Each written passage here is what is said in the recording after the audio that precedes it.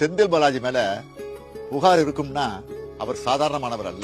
நடத்துனர் பணிக்கு 3 லட்சம், மெக்கானிக் பணிக்கு 6 லட்சம் என்று கொடுத்து ஏமாந்திருக்கக்கூடியவர்கள் லட்சக்கணக்கானவர்.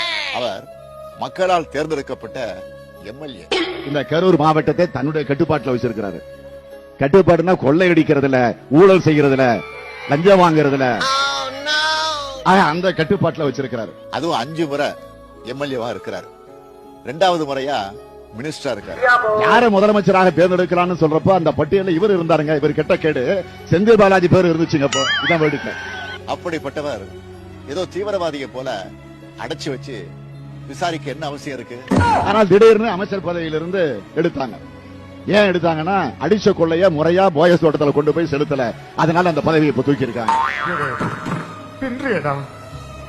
எம்ஜிஆர் பார்த்திருக்கேன், சிவாஜியை பார்த்திருக்கேன், ரஜினியை பார்த்திருக்கேன், கமல